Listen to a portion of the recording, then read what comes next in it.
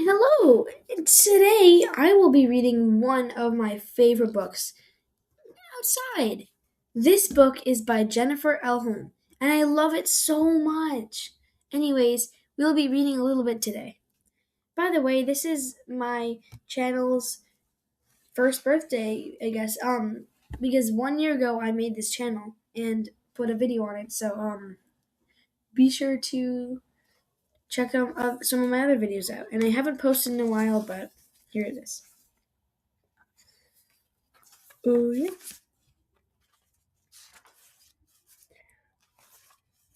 So I'm just flipping through the other pages. All right, chapter 1, Rosie. I dreamt that I was running outside. Ancient trees with sprawling branches towered above me. Patches of little purple flowers were scattered here and there. Fruit hung from the trees, lemons and bananas and bunches of purple grapes. I grabbed a ripe peach and took a bite. It was juicy and sweet, sweeter than any peach I've ever eaten before. There were animals in my dreamscape, too. Deer and scampering squirrels, and a whole family of red foxes that tussled and played with me.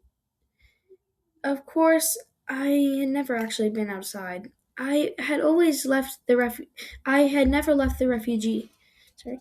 But this was what I imagined the outside looks like, based on details I learned from reading books and watching old movies. Up ahead, miles of blue water spread out before me. My very own ocean. Dolphins leapt into the air and penguins sunbathed along the shore. Suddenly a whale appeared. A spray of water burst from his blowhole and showered down on me. Drip, drip, drip. I blinked myself awake and touched my face. It was wet. Drip. I clicked on my bedside light and looked up at the damp patch in the ceiling. The roof was leaking again from all the rain. It didn't seem fair. I couldn't go outside, but the outside had managed to get in. Breakfast was in the ballroom. That's where we had our meals. The formal dining room was too small to fit everyone. Instead, it was our makeshift school. I liked the ballroom. It was big and beautiful. Mama told me that it was where people used to dance. I sometimes imagined ladies in long, flowing dresses twirling beneath the glittering chandeliers. Today's meal was ham and hash brown potatoes. I hated ham. I hated everything about it. The rubbery texture, the the pale pink color, the glistening fat. Most of all, I hated the smell. But canned ham was easy to come by during raids. It was the cockroach of meats. It had survived the end of the world. We had we had it a lot, unfortunately for me. So I did what I always did. I served myself a big plate of hash brown potatoes. The grown-ups had set up several tables and chairs across the marble floors. They usually didn't sit with us at meals. They sat at their own big table. Papa liked to use these times to go over security issues with the other grown-ups. Mary, Matteo, and Bingo were already sitting at the blue table when I walked over with my plate. It was big and orange, and when you sat in it, you felt like you were being hugged. Aren't you getting a little big for a beanbag? Mary asked, prodding me. I was 12, but since when was there an age limit on beanbags? No, I said. I think it would look much better in my room. I don't, I said. It might look better in Mary's room, Bing chimed in. She has that empty space in the corner. Then give your beanbag, I suggested. He looked confused. But I don't have one. Matteo interrupted us. Guys, he asked in his usual blunt way, what do you think will happen to Ollie's stuff? We all stared at each other, silent. I had no idea what would happen to Ollie's stuff, because Ollie was dead. It's sad, Bing said with the bluntness of a little kid. Sad was such a small word for such a big, terrible feeling. Sad didn't begin to describe the gaping hole Ollie had left behind. I looked over at his old table, the green table. Ray and Neela didn't talk. Instead, they stared at their plates and half-heartedly picked at their food. I couldn't begin to imagine how Ray and Neela felt. Ollie had been the eldest screen at 12, followed by Ray at 11, and Neela at 8. The green the Greens had been the smaller group, with just 3 kids. Now there were only 2. My stomach churned. It was all my fault. If only I told the grown-ups.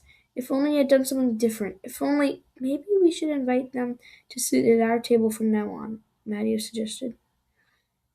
Sure, I said. Matteo had a big heart. I don't want to read today, Mary complained. We had a fixed schedule at the refugee. The grown-ups believed that children need consistency. There was breakfast, then we did school, reading and writing and math with Jaya. She was the only grown-up who had the same job in the refugee as she had had in the before time. Jaya had been a professor and had taught something called Shakespeare. Next was life lessons. After that was lunch, then chores, then play, and then dinner. There's your mum with the muffins, Matteo said, pointing across the room to where my mother walked through the large arched doorway carrying a platter. Bing jumped in. Me first, he said. Before he could take a step, we heard it. Chuff, chuff, chuff. Something roared overhead. Then we all froze. The sound was terrifying. Chuff, chuff, chuff. Ben! Mama cried, the platter tumbling from her hands. Ben was my father. Papa leapt up from the grown-ups' table and shouted, Searcher! Everything happened at once. We scrambled out of our chairs and under the table. Papa called this duck and cover. Someone hissed, Quiet!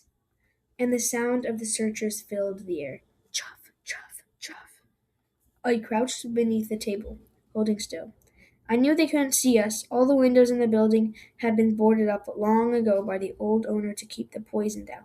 But Papa worried that they might be able to hear us somehow. Chuff, chuff, chuff. It sounded like it was flying slowly over us. Had we finally been discovered? My heart was pounding at the thought. We've been safe for all these years. There hadn't been a searcher in ages. I'm scared, Bing whined. Come here, I said. He fell into my lap and buried his face in my long curly hair. I'd always hated my hair. The curls were so frizzy. But I knew Bing found it comforting. It'll be okay, I whispered. He shook in my arms, and I knew he was crying. I kind of felt like crying too. The great poisoning had been over a decade ago. Countries around the world had abandoned nuclear weapons in the name of peace. But some stupid country decided to start a war anyways, and used a space weapon that showered poison down from the sky. Most living things, people and animals, had died from the initial attack. Searchers looked for the survivors, and then, it was rumored, kill them. Do you think the searchers spotted us? Matthew added in a low voice. Papa had always sworn that we'd be safe here in the refugee, and I believe him, even if I was scared. I knew I had to be brave for the others. I was the first, the oldest kid in the refugee. It was my job to guide the other kids to make good choices. Not that Ollie had ever really listened to me. He said that just because I was 2 months older than him. It didn't make me any smarter. But I was good at being first. I took it seriously because Papa said survival was serious. It had been drilled into me from a young age to be calm and comforting and responsible. I listened to the grown-ups. Unlike Ollie, he'd always push boundaries, got in trouble. Why had he been that way? Chuff, chuff, chuff. Rosie, Big whined. Shh, we're safe, I whispered. Why is it here? Matteo whispered back. I shook my head. I don't know. Slowly, the whir, whir, whir sound grew more distant. I held my breath and waited, hoping this meant the searcher was moving away and not coming back. Bing whimpered in my arms. After what felt like forever, Papa shouted, Clear! We crawled out from underneath the tables and stood around, blinking in the bright light. I felt shaky and out of sorts, like someone had woken me up in the middle of a bad dream. Everyone okay? I asked my blue crew. Matthew nodded and Bing gave a bright smile. I almost forgot about the muffins, Bing said and dashed away. Mary turned to me. Not okay. Oh, I said, confused. Can I do anything? She blinked dramatically. I'd feel a whole lot better if you gave me your beanbag. I rolled my eyes. Okay, well, that's all we're going to do for today. I hope you like this book, and tell me if you want more. I would love to finish this book in a little bit. It's actually not too long of a read. It's like it is 200 pages, but the words are pretty spaced out. So I hope you like this book, Outside by Jennifer Holm. That was the first chapter, and I'll be making more videos shortly. But tell me if you want it, obviously. Bye.